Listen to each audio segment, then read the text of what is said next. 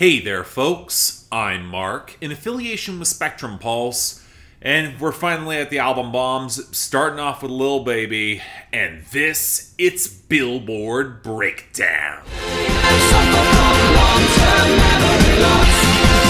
I don't remember. Well, turns out October wasn't that busy outside of album releases after all. Just means we got 3 solid weeks of album bombs in a row to finish out the Billboard year. Yeah, that came around faster than I realized, because unless Billboard tacks on a 53rd week, the Billboard year is ending in mid-November. And yes, I know, this has actually happened in decades past before, but you'd think this company would think far enough ahead to be on top of this. Now anyway, there actually are some pretty big stories this week, and they start off in our top 10, where as I predicted, Unholy by Sam Smith and Kim Petras has taken the number 1. And you'd think it'd be set up to hold the spot, it rules sales and streaming, radio's on the upswing, but we've got our record-breaking Taylor Swift album bomb coming up next week, and that's set to do a number on the top 10. There's no guarantee Unholy will hold its spot. Hell, an unseated Bad Habit by Steve Lacy down to number 2, but that might honestly have more stability,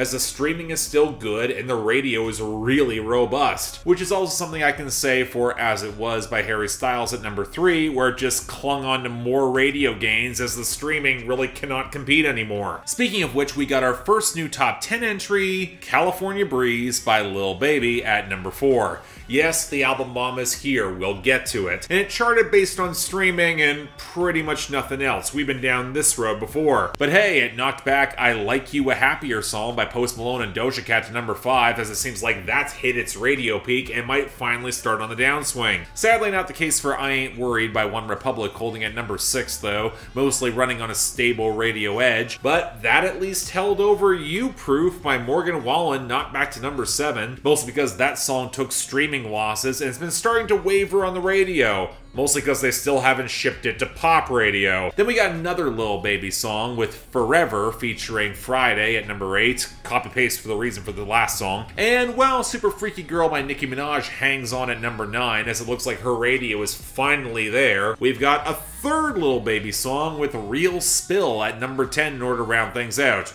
also here because of streaming. And that unsurprisingly leads us to our losers and dropouts, where it was a big week across the board. And with album bombs that strike this high, they tend to clear out a lot of songs that were not really going anywhere or that should be on the exit anyway. So in the list of songs that are not making any year-end list, With a Woman You Love by Justin Moore, Truth About You by Mitchell Tenpenny, Neverita by Bad Bunny, Da Da Da Da by Nardo Wick, Hotel Lobby Unconfused Few by Quavo and Takeoff, and FNF Let's Go by Hit Kid and Glorilla. Then we get a couple songs that are kinda borderline. Last Night Lonely by John Party, and Sleazy Flow by Sleazy World Go and Lil Baby. And then the songs that are really long overdue for their exit, having clinched their spot. Running Up That Hill by Kate Bush, Moscow Mule by Bad Bunny, Big Energy by Lotto, and finally, Heat Waves by Glass Animals. That song broke records for chart longevity, and it's finally gone. Thank God. But now we reach the common problem with massive album bombs like this. We've got 24 new songs,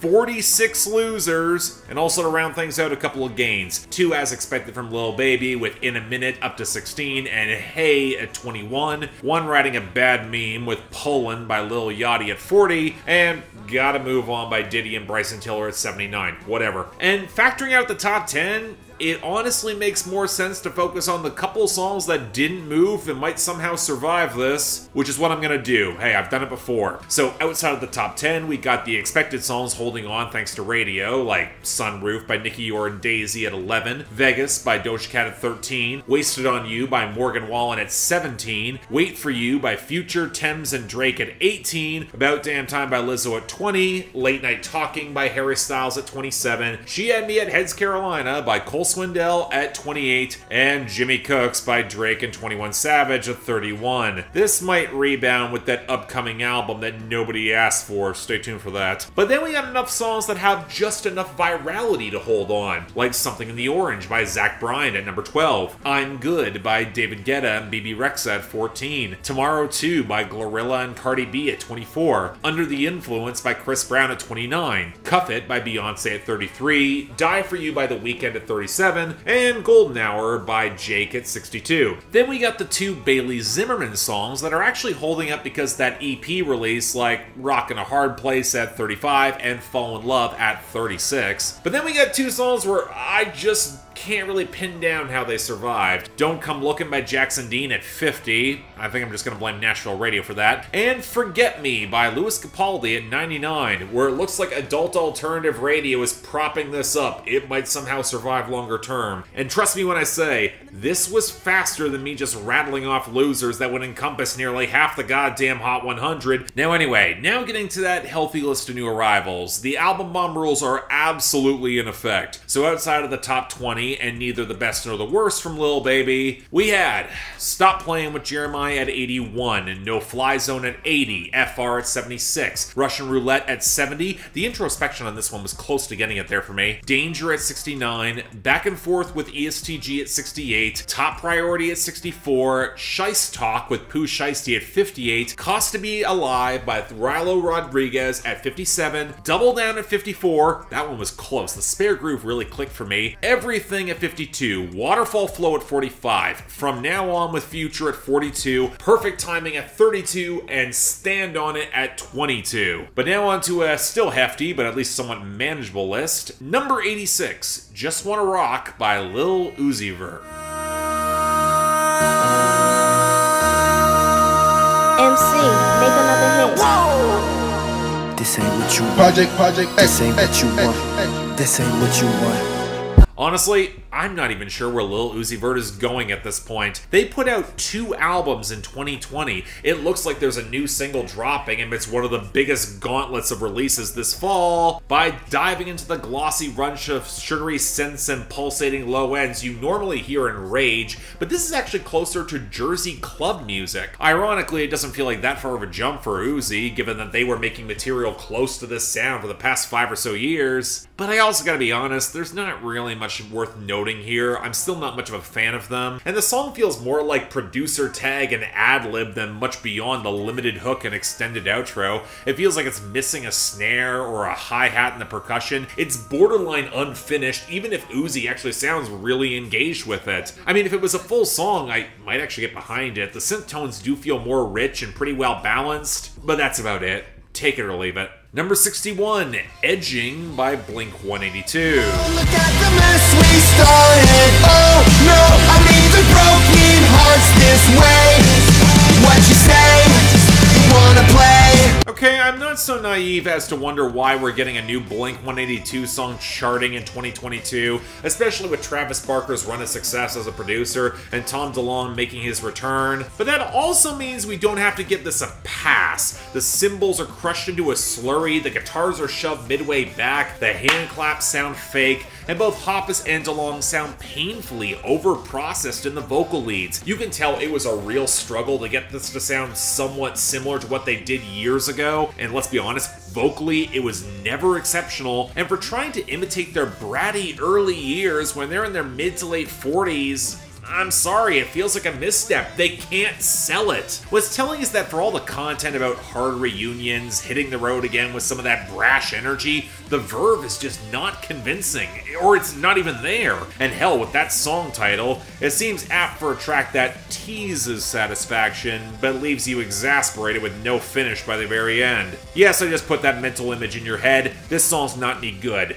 Next, number 53, Bye Bye by Marshmello and Juice WRLD. You're mine, I'm out of pill, you're out of line. Okay, you can't be serious. Juice WRLD's nearly been gone for 3 years. We're still mining old leaks for more fragments, this one from early 2019? And given how the song opens with Marshmello cribbing Juice WRLD lines for a producer tag, I'm sorry, this is disgusting. And for what? Juice WRLD delivering a hook, twice dumping some girl that gets annoying in a sub 2 minute runtime? The verse might be mildly poetic, but in the self-destructive impulses. But outside of all that, all Marshmello contributes is a wheedling melody and a rickety, overcompressed trap clatter with the bass swamping out the edges. In other words, it's about as formless and forgettable as usual from him, and it feels all the more craven for it. If you care enough to listen to this, stick to the leaks. Don't give anyone involved a cent of your time and money, cause this blows. Number 26, Not Finished by Lil Baby. Talking about I hurt her feelings, ouch. If I want it, I'ma get it now. Shooters in here, all the windows down. Oh, you trying to get a bag? How? Everybody know we pushing them. I think this is probably the best song on Lil Baby's new album. And if I'm saying this just because the flows are fast and tight as all hell, yeah, pretty much. The song goes really hard and fast against the cycling keys and the rougher trap percussion, and Lil Baby really matches that energy effectively. More importantly, it actually fits with the underlying paranoia of the song. The first verse referencing those chasing him down the streets, and a certain woman who is probably a little bit too flagrant in their hookup. I've heard some rumors that it was actually Saweetie, but Lil Baby actually kept her name out. That was a good touch. While the second verse, it's a lot more street-level flexing, but again, it's just considerably better executed than a lot of other versions that you'd hear on the album. I mean, that's what can work with Lil Baby. When he's spitting fast and he's actually focused, he tends to be pretty decent. And again, pretty damn good. Of the album, I'll probably stick with this. Number 19, Never Hating by Lil Baby and Young Thug. Fuck, I look like having smoke with my mini-me's. Niggas gotta be joking, you kidding me? I mean, the reason this charted so high was the Young Thug feature. One of perhaps maybe too few on an album that is this long, could have had more guests. And I'll admit I'm not quite sure I like the production, with Wheezy's percussion feeling maybe a little too heavy against the haze of the shuddering orchestral stings, even if Lil Baby plays off them pretty well. And you know, Young Thug's in brand name mode, so not much to say with that verse. But Lil Baby actually does drop a tighter verse I like. Half because of the switch up on his final third, but also how you can tell he's got no use for modern rap beef. He's trying to make money. He's praying that his friends around him are equipped when he pulls them into the business meeting so they can make money. And for everyone copying his style or flow, it's not worth his time to fight them. He's secure in himself. He'd rather cheer them on so they win. So yeah, ultimately probably one of the better songs on the album. I'll keep this too. Number 15, Pop Out by Lil Baby and Nardo Wick. Switch make it hit fast as hell. Bitch told me she prayed for me, told her pray for Brody, them in the cell. I don't got no stylist, morning shoes and pants, I'm fresh as hell. You know, I was trying to be somewhat on board with this. The orchestral bombast, the choral vocals, laid some pretty ominous groundwork for Lil Baby's verse, where alongside the flexing, he's at least trying to focus on stacking for his family and his community. He's pushing himself to the very brink for that. And then the beat switches up and we get Nardo Wick on a darker trap groove with a mushier 21 Savage impression, where you can tell the majority of his focus is stacking cash and laying the pipe right. He's her new plumber. Now, sadly, Lil Baby isn't particularly good after the switch either. A lot more bland flexing, buying cars, taking your girl. Oh, wait a minute. On Stand On It, one song previous in the track list, he said he wasn't even interested in taking some guy's girl. What gives? I mean, I get the song is playing for a darker vibe, but without a real hook, I feel like this could have been better off expanding on the first beat. There was at least potential there. I mean, it's not bad, but it should be better. Number 10, Real Spill by Lil Baby. Since they see these bitches when they see me, they gon' bow down. I made real niggas win again, we back in style now. And I got that blicky for that rah-rah. Okay, we got the album opener, and this is the sort of Lil Baby song where I feel like I should like this a bit more than I do, or I should at least feel it. The very spare, melancholic sample, the bassy tap and stock trap percussion, and Lil Baby talking about leveling up his life, focusing less on street-level violence, more about hustling, stacking money, providing for his family. And you can tell that the never-ending struggle to get to the very top is still weighing quite heavily on him. But I feel like we're still getting held slightly at arm's length when the flexing and a lot of the name-dropping takes more priority. I mean, again, it's not bad, but it's also not really that interesting. And with a very limited melody behind it, I'm probably gonna forget this pretty quickly. Number 8, Forever by Lil Baby featuring Friday.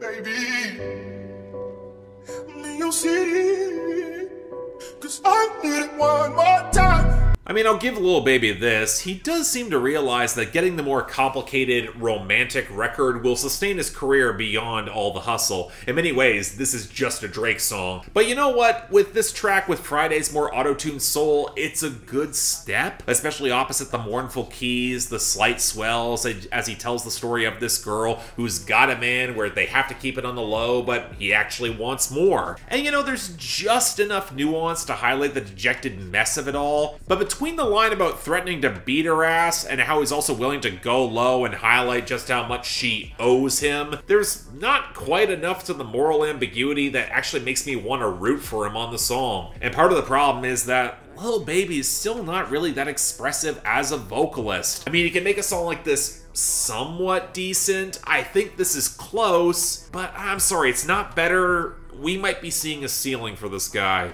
Just saying. And finally, number 4, California Breeze by Lil Baby. End up at the big house. I can't fuck with Shawty, cause she got a big mouth. Put up in a Rari, hop out like a big dog. What is it about this album that seems to treat any greater tune with passing disinterest? I mean, outside of that distant guitar that fades off into the mix, the vocal sample, and some very subtle background touches, the most actual melody probably comes from Lil Baby's vocals, opposite some admittedly really crisp, really well-balanced percussion. The problem is that the relationship melodrama that's being described just feels a little bit empty to me. Both of them are kind of faking it, going through the motions in the relationship, where there's some very obvious passive-aggressive conflict that might have caused it all to fall apart, and yet by the second verse, Lil Baby is still talking about fucking other women as he tries to get her back. I mean, it's frustrating because I feel like there could be something here. This sort of messy relationship song is what Drake can deliver routinely. You can tell Lil Baby is taking notes. But the influx of filler bars and a hook that doesn't quite allow that extra sense of vulnerability just leaves me colder than I want to on this song. It is probably one of the better cuts. I get why it's getting pushed, but I don't know.